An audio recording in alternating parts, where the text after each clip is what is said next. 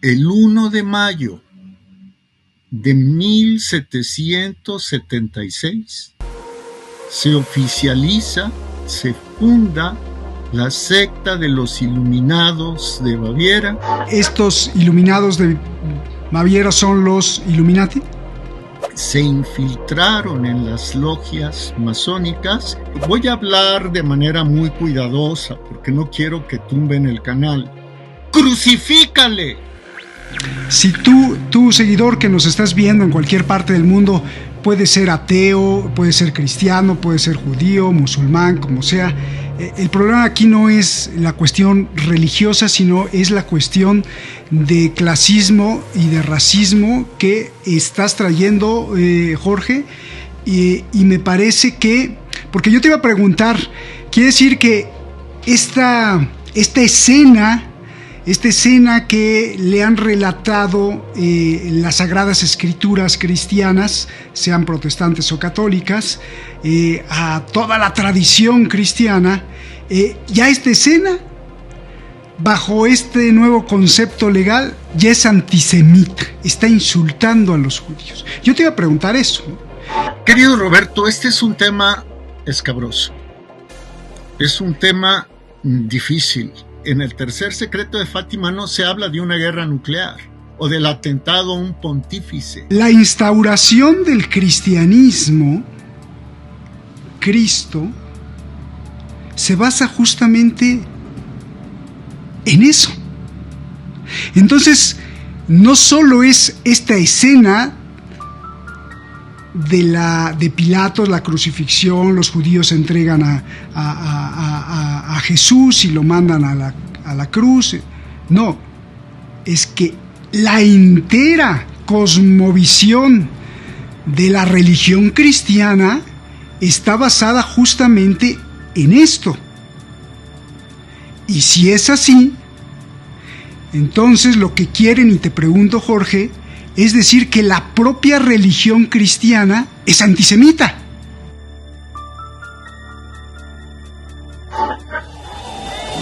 Holocaust distortion threatens the legacy.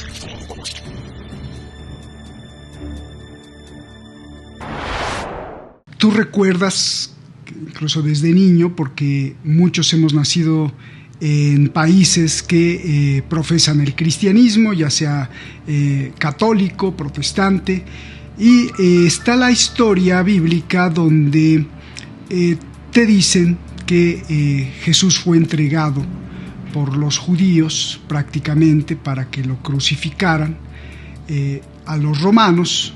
Y luego los romanos tratan de imponer su ley, pero los judíos traicionan un poco el valor y la ética. Y bueno, hay toda una historia en donde Jesús cae prácticamente en la crucifixión como víctima de los judíos.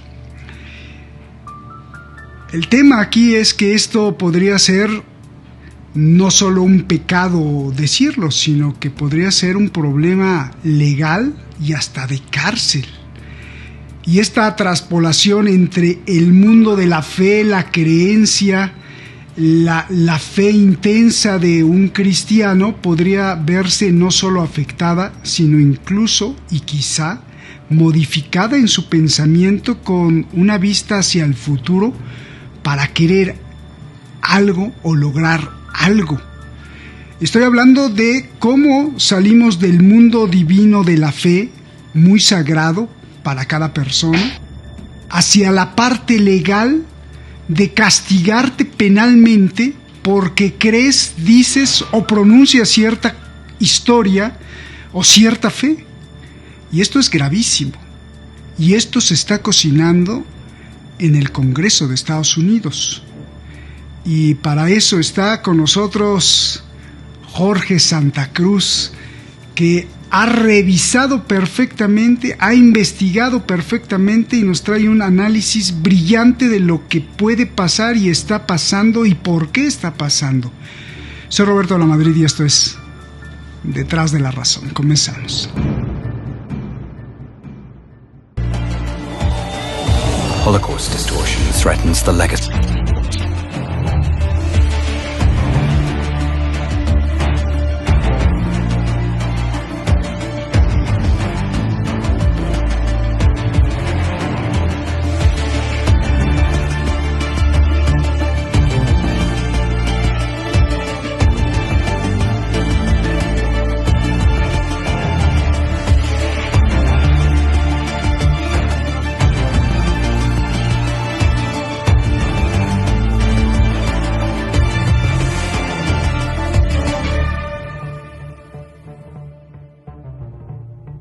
Pues muchísimas gracias por estar siempre aquí en este espacio en Detrás de la Razón. Muchísimas gracias por siempre preferirnos y defendernos en las redes sociales a pesar de la censura que, bueno, ya ni nos importa. Lo que nos importa es que aunque sea una persona, esté viendo el programa, reflexione, analice, lo critique, lo contradiga, lo aplauda, no importa, pero eso genera que las neuronas y la energía, sobre todo entre todos los seres humanos, sea una persona de 1 a 2, de 2 a 4, pues genere conciencia y por eso estamos tan agradecidos con las oportunidades que ustedes nos dan, con la vida, de cómo nos ha llevado a construir el espacio de Detrás de la Razón y cómo incluso pues tenemos gente muy notable, analistas y pensadores muy notables, y entre ellos estás tú, Jorge.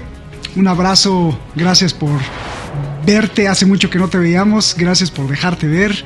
Y pues ahora nos toca un tema demasiado terrible, escabroso, tenebroso, es que no sé cómo entenderlo, y te pido por favor que a mí también me lo expliques con mucho corazón, como tú lo sabes, porque no lo entiendo, y de paso pues agradecerte siempre.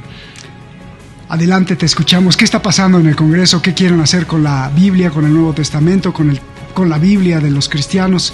Adelante. Mi querido Roberto, muchísimas gracias primero por la oportunidad. Te veo con mucho cariño, a Shadi con mucho cariño, a ambos con mucho respeto, a la familia.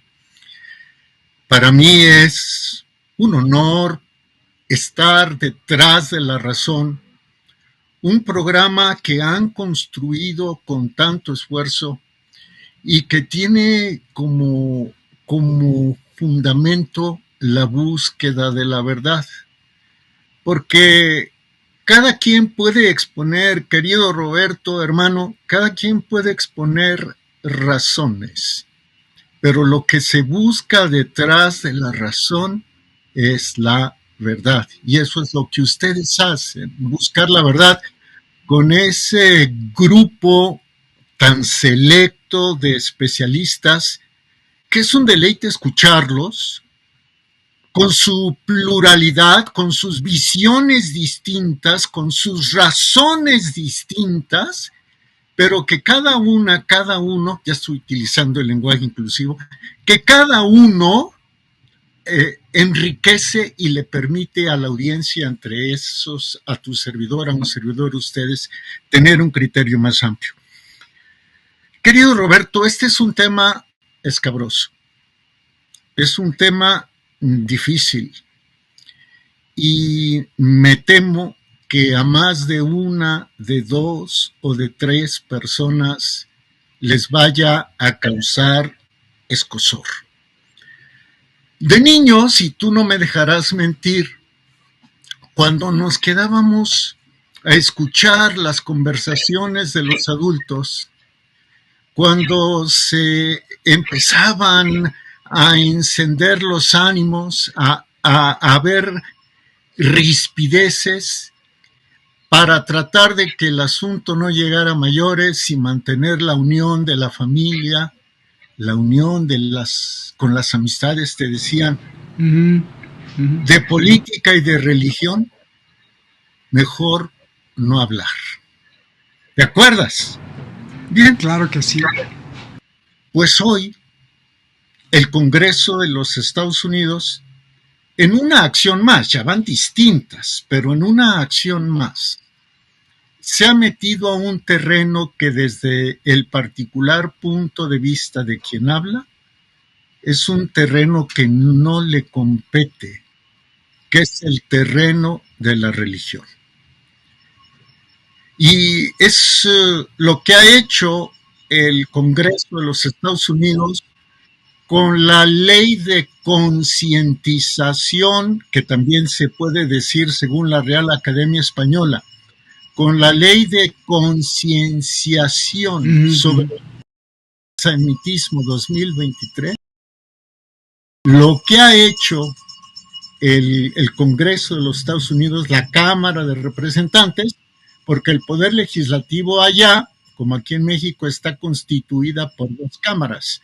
La Cámara de los Representantes, the House of Representatives, que serían los diputados allá, y la Cámara de los Senadores. Bueno, el 1 de mayo, querido Roberto, la Cámara de Representantes aprobó esta ley que también se llama HR 6090, porque ese es su número, ¿no? Ya ves que llevan un número consecutivo de lo que van aprobando. El número de esta ley es la HR 6090, Ley de Concientización sobre el Antisemitismo 2023. Y en esa ley, en pocas palabras, querido Roberto, se adopta la definición de antisemitismo. Perdóname que me apoye en mi pantalla, en mi teléfono, pero trataré de ser muy fluido. En la definición que dio el 26 de mayo de 2016, la definición de antisemitismo que dio la Alianza Internacional para la Memoria del Holocausto. IRA, por sus siglas en inglés, o sea, IHRA. Y en esa definición de antisemitismo se dice lo siguiente. Leo de manera textual. El antisemitismo es una cierta percepción de los judíos que puede expresarse como el odio a los judíos. Puede expresarse como el odio a los judíos. Las manifestaciones físicas y retóricas del antisemitismo se dirigen a las personas judías o no judías y o a sus bienes, a las instituciones de las comunidades judías y a sus lugares de culto. Si tú me permites, querido Roberto, quisiera desgranar esta definición de antisemitismo que adoptó el Congreso de los Estados Unidos.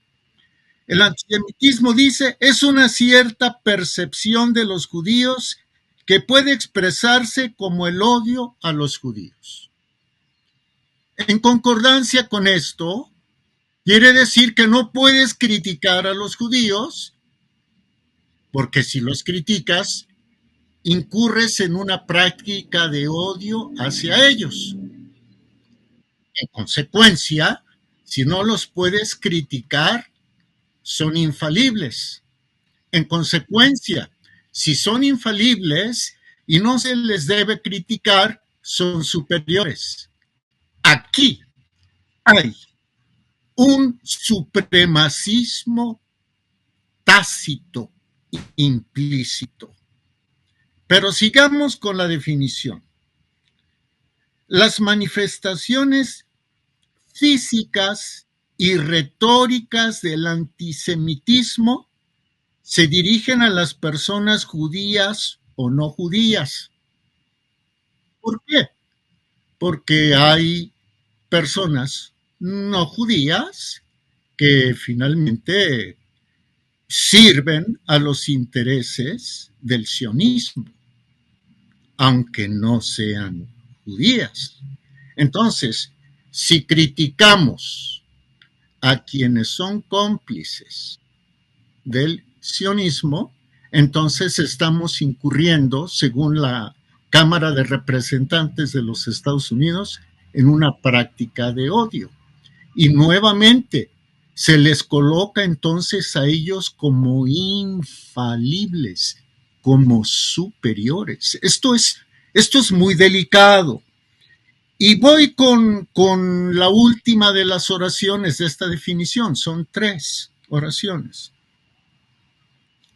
Las manifestaciones y retóricas del antisemitismo, dijimos, se dirigen a las personas judías o no judías y o a sus bienes, a las instituciones de las comunidades judías y a sus lugares de culto. Y bueno, esto es entendible. Ha habido atentados antisemitas contra sinagogas, contra cementerios, ¿no? No los judíos, o de personas judías. Pero, querido Roberto, también habla de las instituciones. Esta ley que se aprobó el 1 de mayo de 2024, al hablar de instituciones, intenta preservar de críticas al gobierno sionista de Israel, que es objeto de repudio en el mundo entero por la limpieza étnica que lleva a cabo en Gaza, por el genocidio que comete en Gaza. Y además, fíjate en esto, querido Roberto, y perdón que lo diga en ese sentido, les pido a tus oyentes, a tu audiencia que reflexione. ¿Qué ha pasado en más de 90 universidades de los Estados Unidos una vez que se han conocido los abusos, los crímenes de odio que han cometido los israelíes contra los gazatíes? Una serie de manifestaciones. ¿Y qué ha hecho el gobierno federal de los Estados Unidos? Decir, bueno, es que la libertad de expresión, que está consagrada incluso contra este tipo de cosas en la primera enmienda de la Constitución de los Estados Unidos, el gobierno dice, no, bueno, es que hay que, se permite la libertad de expresión, pero no hay que incomodar a quienes piensen diferente. Fíjate, nada más. O sea, quienes se sientan incómodos, quiere decir que están por encima del derecho a la libertad de expresión de cada uno de los estadounidenses. Pero, y con esto termino, para devolverte la palabra, querido Roberto, vuelvo a mencionar la fecha, 1 de mayo de se aprobó el 1 de mayo de 2024.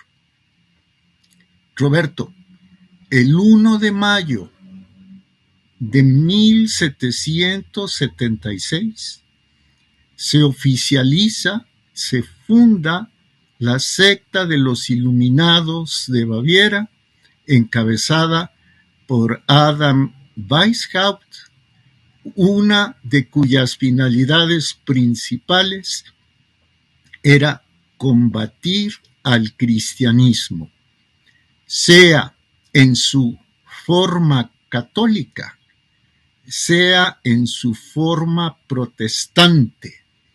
Los descubrieron a los Iluminados de Baviera, pero estos se infiltraron en las logias masónicas que se reorganizaron en Inglaterra en 1717, o sea, ya estaba la masonería reorganizada desde Inglaterra, y entonces comenzaron a difundir sus ideas a través de los distintos ritos de la masonería.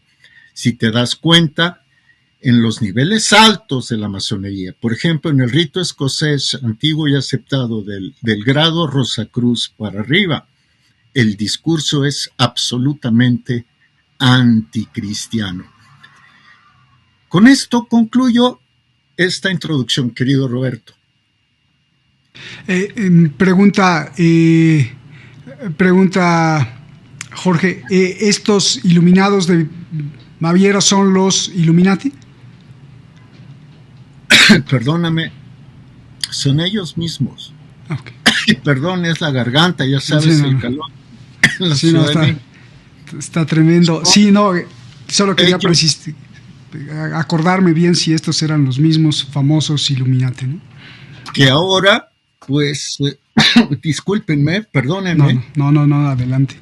Adelante. Ahora están metidos en la política, en el espectáculo, en el deporte, en la comunicación, etcétera, querido Roberto. Claro. Y para rescatar, porque ahí tú eres el que sabes, estos iluminados, ¿profesaban el judaísmo o qué profesaban? En cierto modo, sí, por supuesto. Me imagino que siguen profesando algo, ¿no? Por supuesto. Ellos profesaban una interpretación talmúdica del Antiguo Testamento, por supuesto. Okay. Ahora, mira, déjame comentarte algo. ¿Qué hicieron? Voy a hablar de manera muy cuidadosa porque no quiero que tumben el canal. El de tu servidor, que es tan modesto, está acosado. Imagínate el tuyo que se mete a profundidad también. Mira, Roberto, ¿qué hicieron los doctores de la ley en tiempos de Jesús? ¿Qué hicieron los escribas? ¿Qué hicieron los pontífices? ¿Qué hicieron los fariseos? Tú mencionabas la crucifixión de Jesús. Ellos querían crucificar a Jesús, pero resulta que eran un pueblo que estaba sometido a Roma, estaba sometido a César. Por lo tanto, recurren al gobernador, a Poncio Pilatos, para que Poncio Pilatos autorice la crucifixión de Jesús. Pilatos no encontró culpa alguna en Jesús. Les pregunta, ¿a su rey he de condenar, he de crucificar? Y dijeron ellos, nosotros no tenemos más rey que el César. Crucifícale. Y entonces Pilatos manda pedir un lavabo, se lava las manos, palabras más, palabras menos, dice, soy inocente de la sangre de este justo. Bien, recurrieron a una autoridad extranjera para lograr la crucifixión de Jesús. Tomadle, allá vosotros tomadle y crucificadle según vuestras leyes. Y lo crucificaron, ¿no? Lo condenaron a muerte, aunque los que lo crucificaron fueron los soldados romanos. Pero ¿quiénes pidieron la muerte de Jesús? No los soldados romanos. La muerte de Jesús la pidieron los pontífices, los doctores de la ley, los príncipes de los sacerdotes, los escribas y los fariseos. Bien, querido Roberto, ¿qué hacen ahora? Recurren a una autoridad extranjera para tratar de formalizar lo que ya en algunos países existe, formalizar esa persecución que no solo va a ser de la libertad de expresión y la libertad de pensamiento, sino sobre todo la libertad de conciencia. Me voy a explicar por qué. Y entonces recurren al Congreso de los Estados Unidos, que se erige como un nuevo Pilatos. Yo quisiera, dame oportunidad de leer 3-4 líneas de algo que escribió un autor sionista muy renombrado en lo que es el siglo XX, sobre todo la segunda mitad del siglo XX, del siglo pasado. Él se llamó Joseph Donner. Joseph con PH, Donner, D-U-N-N-E-R, Donner. En uno de sus textos, que se llama The Republic of Israel, la República de Israel, no está en español, está en inglés, es la República de Israel y su subtítulo, su historia y su promesa. En la página 10 de la edición de 1950, habían pasado 4 años del fin de la Segunda Guerra Mundial. Joseph Donner, escritor sionista, escribe: para toda secta creyente en Cristo, Jesús es el símbolo de todo lo que es limpio, sano y digno de amar. Punto y seguido.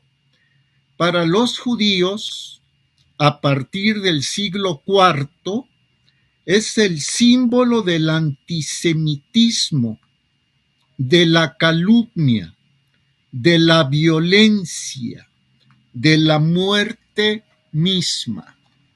Roberto, esto que escribió Joseph Donner en octubre de 1950 es el fundamento de lo que aprobó el Congreso de los Estados Unidos el 1 de mayo de 2024. A ver, Jorge, yo tengo muchas preguntas, pero una que me llena de escalofríos, porque si tú seguidor que nos estás viendo en cualquier parte del mundo, puede ser ateo, puede ser cristiano, puede ser judío, musulmán, como sea, el problema aquí no es la cuestión religiosa, sino es la cuestión de clasismo y de racismo que estás trayendo, Jorge, y me parece que, porque yo te iba a preguntar, quiere decir que esta escena que le han relatado las Sagradas Escrituras cristianas, sean protestantes o católicas, a toda la tradición cristiana, ya esta escena, bajo este nuevo concepto legal, ya es antisemita, está insultando a los judíos. Yo te iba a preguntar eso, ¿no? Y también te iba a preguntar, oye, ¿y qué van a hacer con las películas de Hollywood? Unas grandes producciones, creo que de Charlton Heston, y desde hace mucho tiempo, todos ahora resulta que están insultando a los pobres judíos y son antisemitas. Pero, ya mejor no te pregunto eso, te voy a preguntar algo más grave. La instauración del cristianismo, Cristo, se basa justamente en eso. Entonces, no solo es esta escena de Pilatos, la crucifixión, los judíos entregan a Jesús y lo mandan a la cruz. No, es que la entera cosmovisión de la religión cristiana está basada justamente en esto. Y si es así, entonces lo que quieren, y te pregunto, Jorge, es decir que la propia religión cristiana es antisemita. Es que es eso. Porque es una crítica a los pobres judíos. Estoy hablando de toda la religión cristiana, con todas sus vertientes ortodoxas, anglicanas, católicas, protestantes, luteranas, bautistas, pentecosteses, todo. Es que es eso, Roberto. Esto es terrorífico, o sea, es terrorífico. No lo puedo creer. Es cancelar, es que los civiles cancelen una religión que ojalá ya haya tiempo. Ya ves que yo hablo lento, caray. No, está perfecto. Pero quieren cancelar una religión que es divina, que es revelada. De acuerdo con el dogma católico, la revelación comienza con el Antiguo Testamento y concluye con el Nuevo Testamento. Y el fundamento del Nuevo Testamento es Jesús, porque en él se cumplen todas las promesas, porque en él se cumplen todas las profecías, y porque además Jesús anuncia la venida de la tercera persona de la divinidad. ¿Qué pasa con algunas denominaciones prosionistas en los Estados Unidos? Han claudicado y están absolutamente de acuerdo en que lo que se espera es la venida del Mesías del Antiguo Testamento y que por lo tanto para esas religiones infiltradas por el sionismo, Jesús ya no es Dios, ya no es el Hijo de Dios hecho hombre, que vino a la tierra para salvar a los pecadores, según el catecismo del padre Jerónimo Ripalda.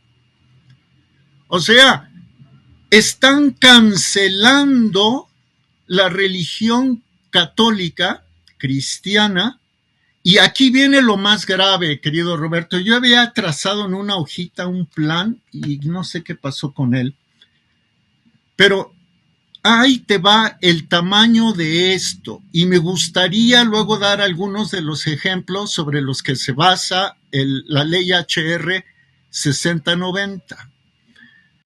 Querido Roberto, están atacando la libertad en dos sentidos: en el sentido espiritual y en el sentido intelectual. Vamos primero al sentido espiritual.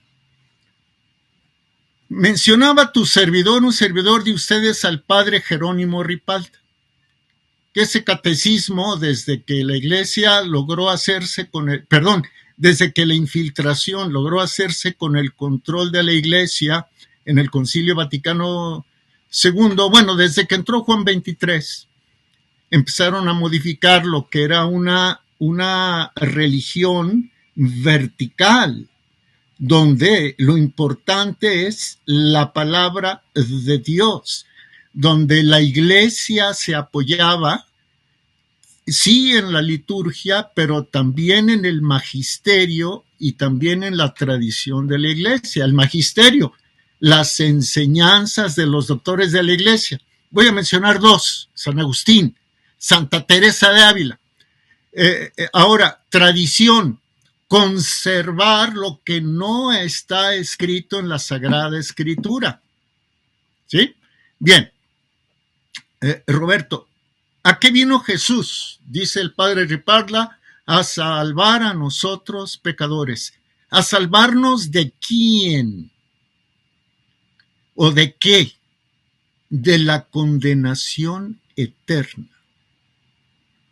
A salvarnos de la esclavitud del infierno. Entonces, si tú cancelas la doctrina cristiana, la doctrina en específico, voy a hablar de la doctrina católica.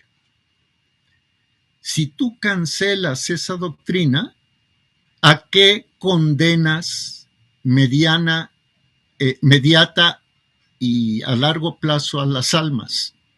Si ya no crees, haz lo que te venga en gana y por lo tanto, pues condénate. Fíjate lo grave de eso, que estaría en concordancia, querido Roberto, con el tercer secreto de Fátima. El padre Malachi Martin, quien conoció el tercer secreto de Fátima, pero no lo pudo revelar por obediencia, dio sin embargo indicios Y uno de los indicios que da el padre Malachi Martín es que en el tercer secreto de Fátima no se habla de una guerra nuclear o del atentado a un pontífice. Se habla de que prevalecerá la apostasía en el mundo, incluso dentro de la Iglesia Católica. Ojo con lo que estoy diciendo, y bueno, lo pongo en perspectiva de todo lo que hace un papa, muy Agenda 2030. Pero bueno, querido Roberto, esa es la libertad a nivel espiritual. Pero ahora, esto es un atentado contra la libertad intelectual. ¿Por qué? Porque te están negando la posibilidad de estudiar y de seguir ciertas enseñanzas porque para ellos causan odio a los judíos. Y por lo tanto, no puedes profesar eso, no puedes asistir al culto, todavía no llegan a ese plano, nada más falta que lo autorice la Cámara de Senadores y que una vez convertida en ley, entonces el primer paso es retirar los apoyos educativos federales a quienes enseñen el Nuevo Testamento. Ese sería el primer paso en este plan gradual hasta llegar a la persecución judicial de quienes piensen diferente, ¿sí? O sea, ellos actúan de manera gradual. Y esto es exactamente lo mismo que pregonaban los Illuminati de Baviera el 1 de mayo de 1776. Yo les recomiendo a tus oyentes, a quienes te ven, que revisen lo que era la doctrina, el ideario de los Illuminati de Baviera. Querido Roberto, entonces es coartar la libertad de creencia y exponer a las almas a la condenación eterna. Y 2, coartar la libertad de expresión, a pesar de que ellos mismos, en su artículo 18 de la Declaración Universal de los Derechos Humanos, proclamada el 10 de diciembre de 1948 por la ONU, hablan de que toda persona tiene derecho a creer en lo que quiera o a no creer y a manifestar su credo en público. Entonces, estamos ante el antecedente de una cárcel religiosa, de un campo de concentración religioso, donde unos, por ser unos, son perfectos, son inmaculados y no los puedes criticar. Ya de aquel al que se ose criticarlos, porque le van a quitar recursos federales a las instituciones educativas y después se van a seguir. Querido Roberto, esto es muy, muy, muy grave. Déjame, por favor, darte los ejemplos que da esta Alianza Internacional para la Memoria del Holocausto, la que promulgó o dio a conocer el 26 de mayo de 2010. ¿Te puedo interrumpir, Jorge? Quiera. Sí, quédate con eso. Nos vas a dar los ejemplos de esta institución. ¿En qué se fundamenta la ley? Sí, quédate con eso. Te interrumpo porque lo que quiero concretar en mi pregunta es, muchos podrán decir, Jorge, no seas exagerado. Pero lo que tú estás manifestando, si entiendo bien, es que este plan debe ser así, a fuego lento, suavecito, que no te vayas dando cuenta. Porque si le van quitando poco a poco el financiamiento y el apoyo a las, digamos, iglesias cristianas en Estados Unidos, con el paso del tiempo tendrán menos poder de enseñanza y menos poder de difundir el cristianismo, hasta que algún día pues ya no tengan el poder económico para difundirlo, y entonces esto se haya completado en su primera fase. Ya no se enseña, ya no se traduce ni se hereda toda esta fe, religión, y entonces van poco a poco y de forma lenta, porque no lo pueden hacer así de un golpe, eliminando la voz cristiana. ¿Es así como más o menos podríamos entenderlo, Jorge? Me encanta cómo lo resumiste. Al fin y al cabo, un periodista con mirada 360. Es que es eso. Y eso planteó Weishaupt en 1776. Y eso planteó, por ejemplo, Carlos Marx, y Federico Engels también lo planteó. Hay un libro donde lo explica Engels de manera muy clara, que se llama Los principios del comunismo, que es una especie de anticatecismo católico. Ustedes ahí se van a dar cuenta. O sea, lo que quieren a través de el neoliberalismo o a través del socialismo o a través del ateísmo, etcétera, es que se prive a los padres del derecho de educar a sus hijos con base en la palabra de Dios. Jorge, ¿y quién es Dios? Ajá. Sí. ¿Quién es Dios? Bueno, si dijimos que en Jesús se cumple la profecía, ya es plena la profecía, y si dijimos que Jesús anunció la venida de la tercera persona de la divinidad, porque para los católicos Dios es uno y trino. Dios Padre, Dios Hijo y Dios Espíritu Santo.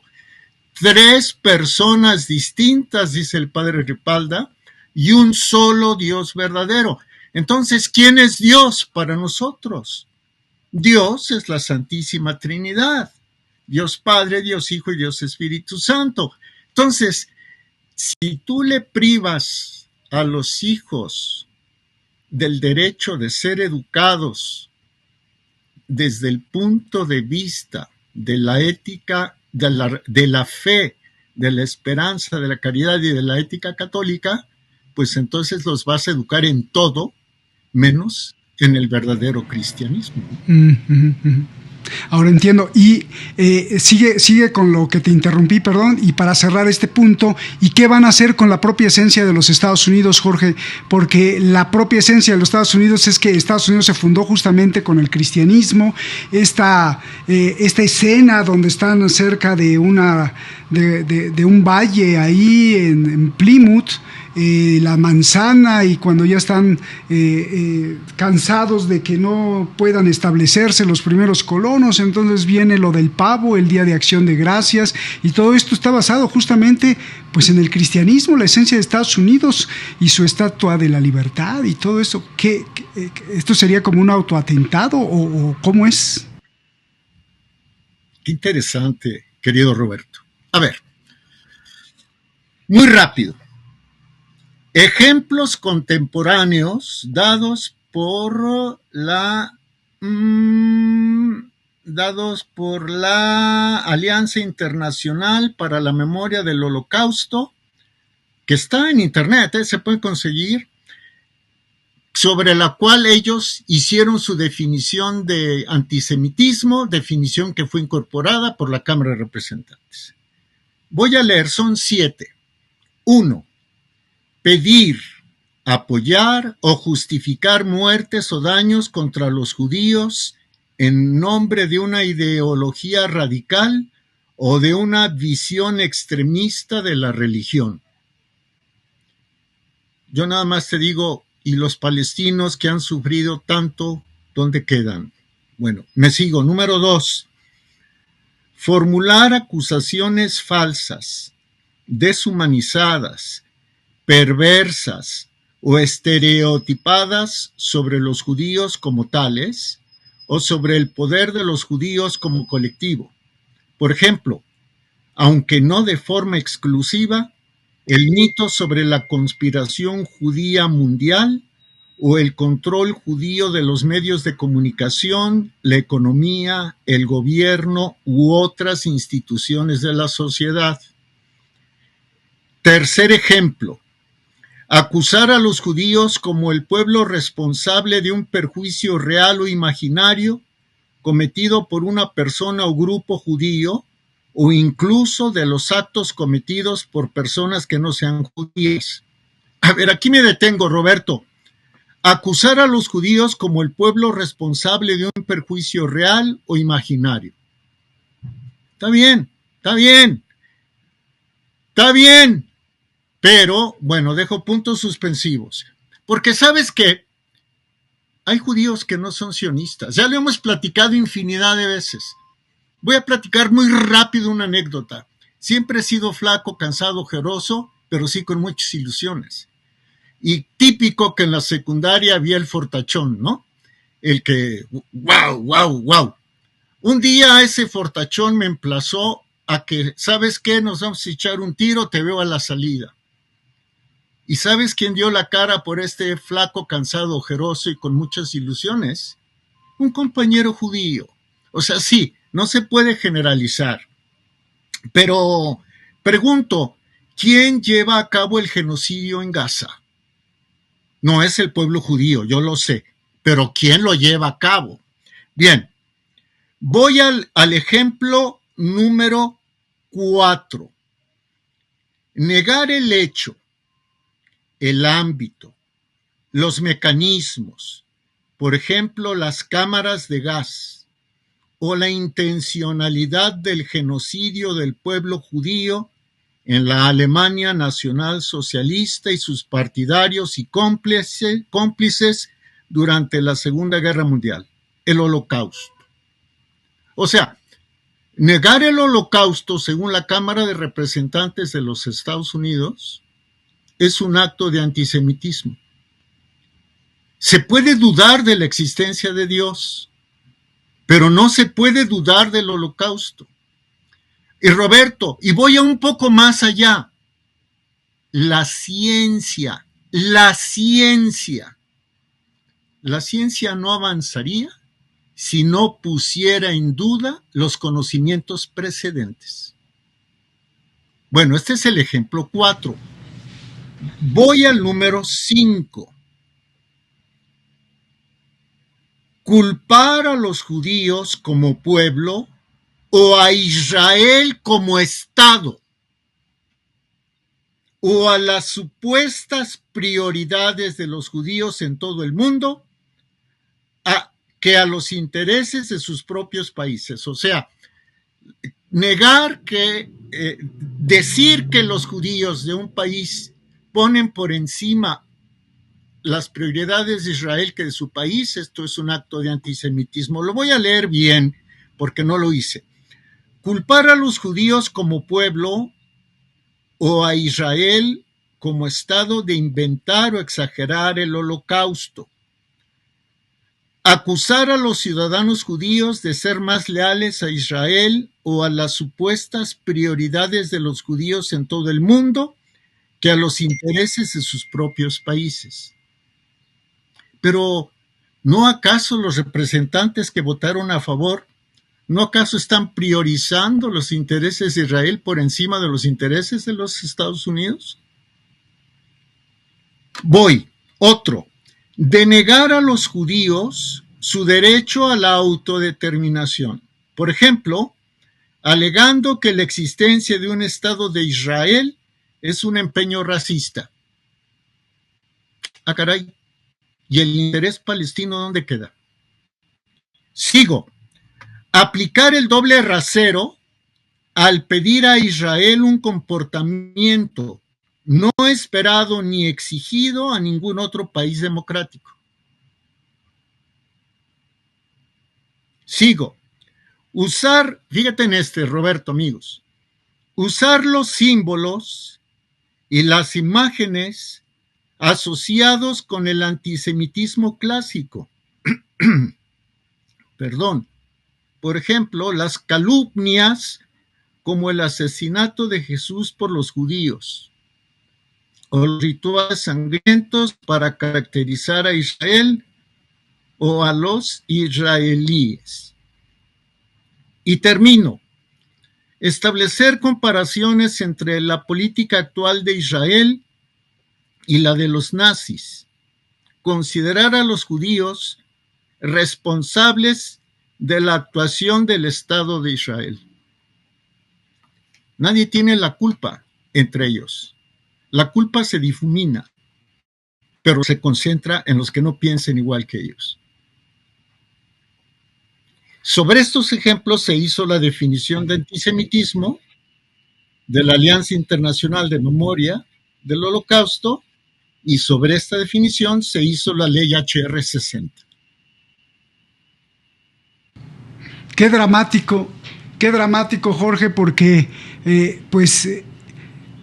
es que me quedo con esto, se puede dudar de Dios, pero no del holocausto. Se puede dudar de Dios, pero no del holocausto.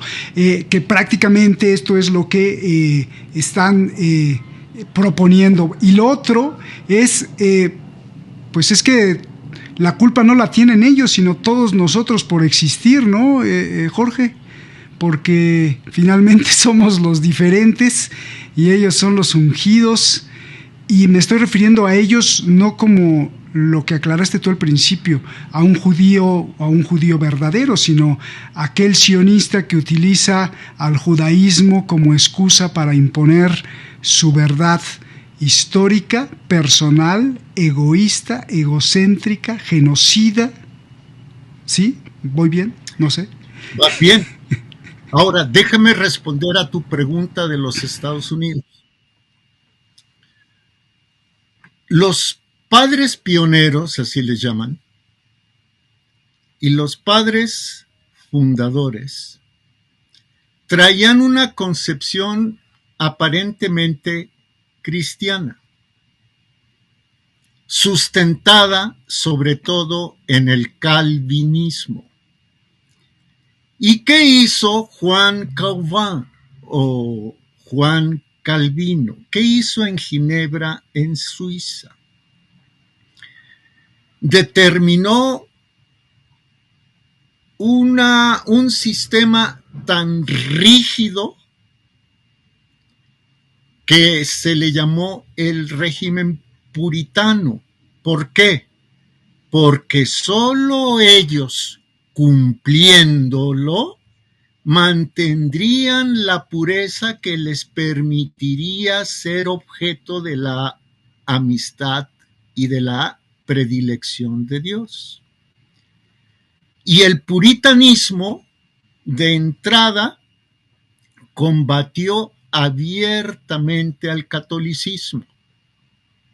Entonces, para el puritanismo de Juan Calvino,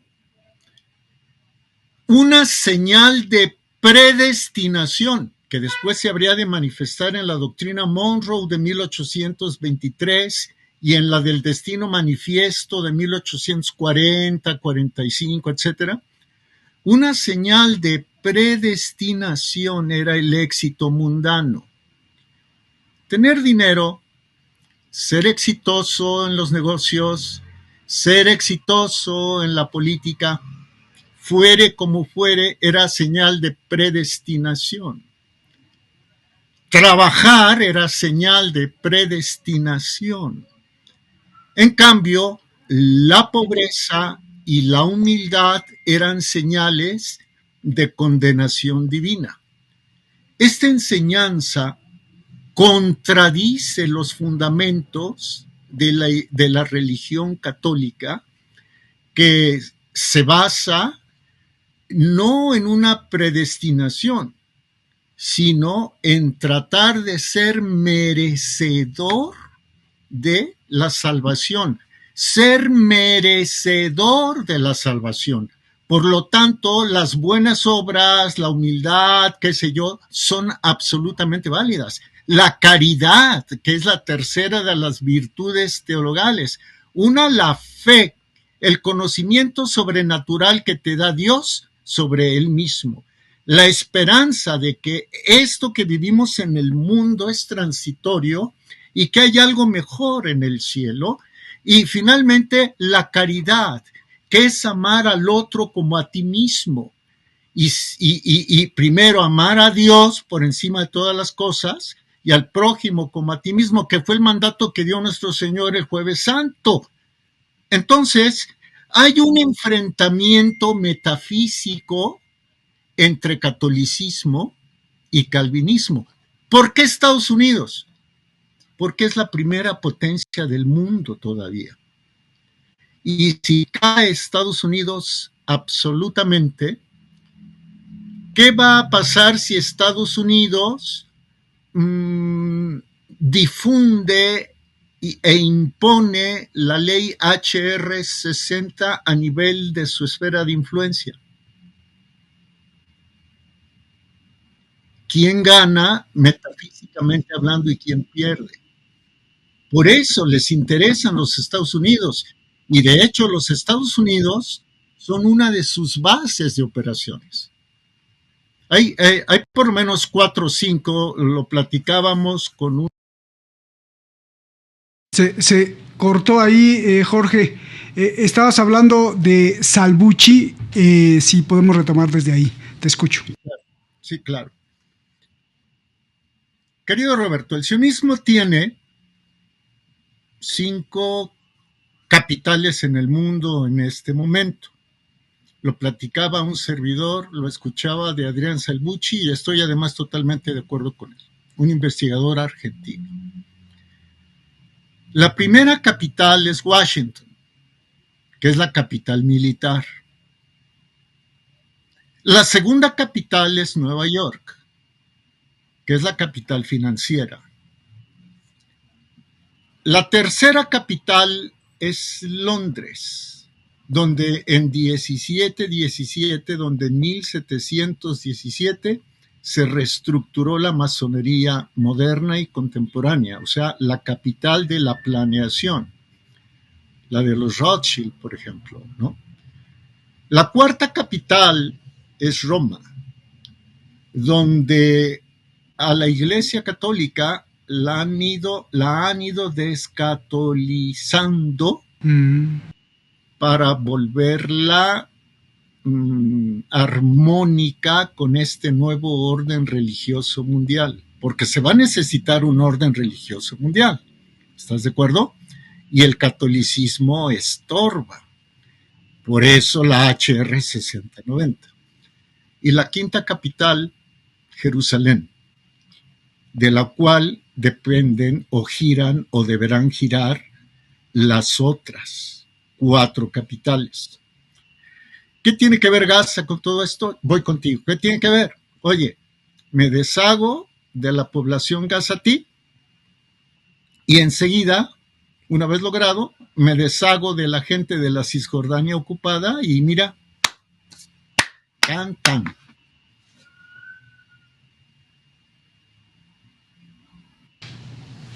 Ups. Dramático.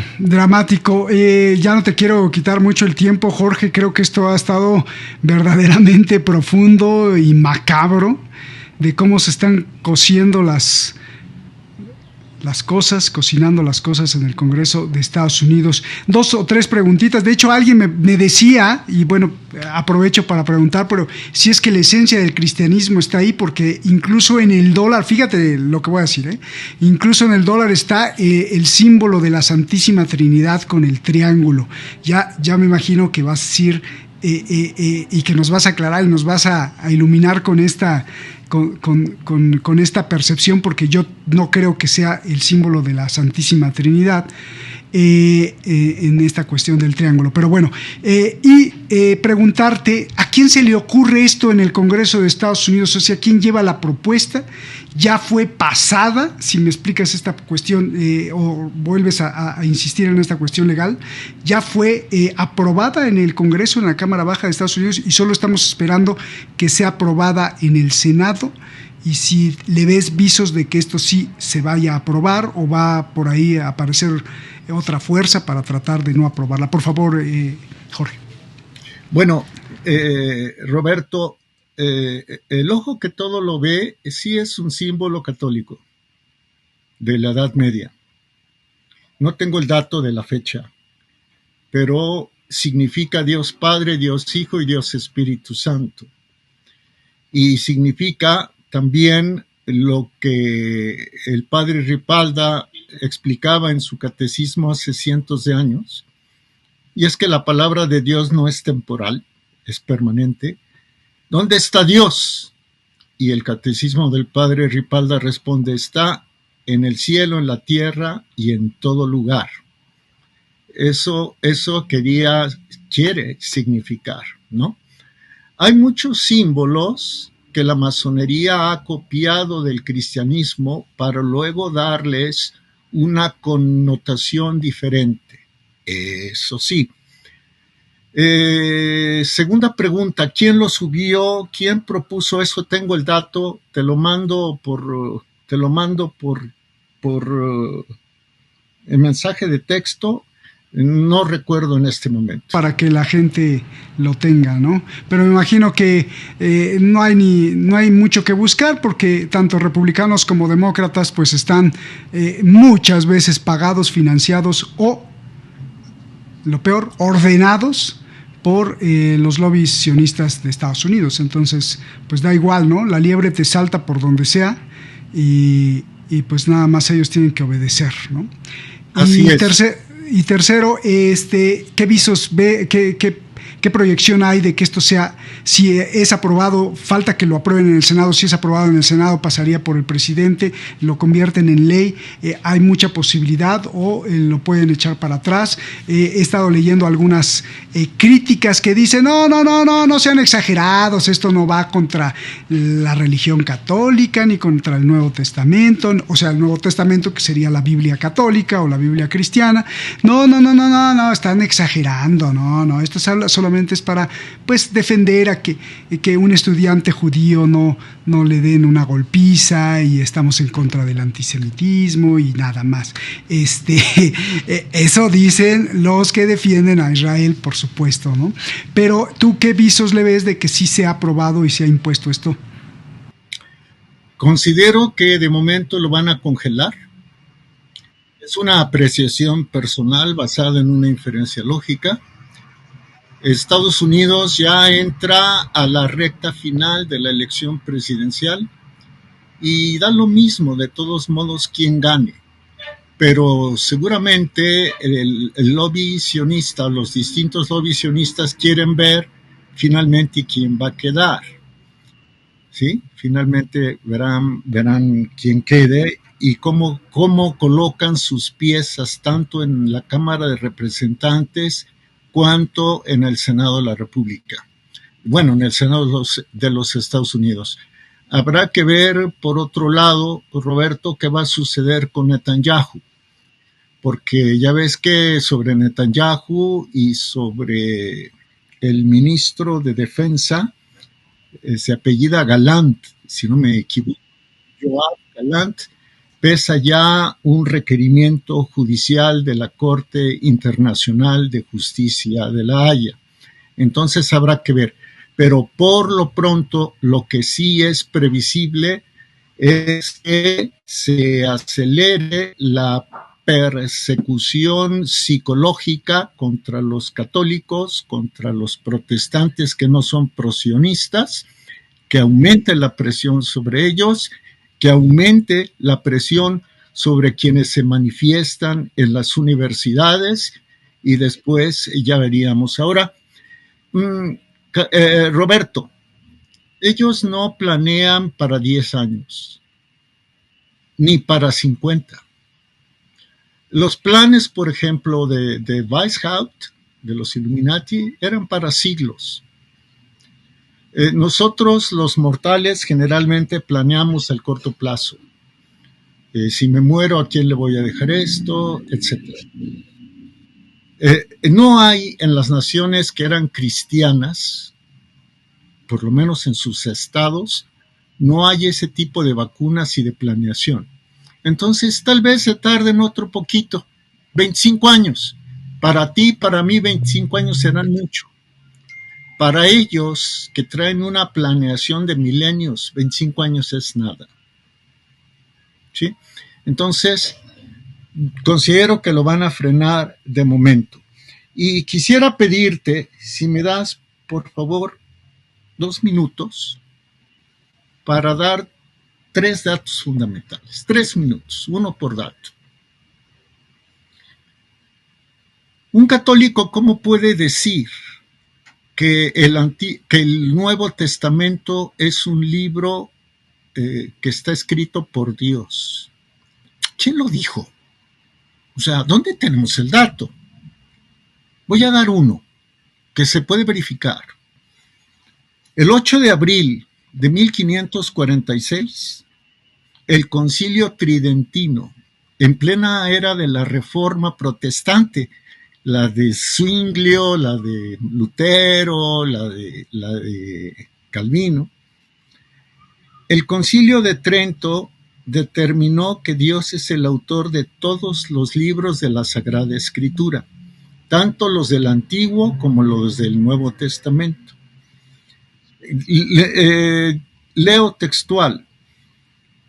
El Sacrosanto Ecuménico y General Concilio Tridentino recibe y venera, con el mismo piadoso afecto y reverencia, todos los libros, así del Antiguo como del Nuevo Testamento, por ser un mismo Dios, el autor de ambos.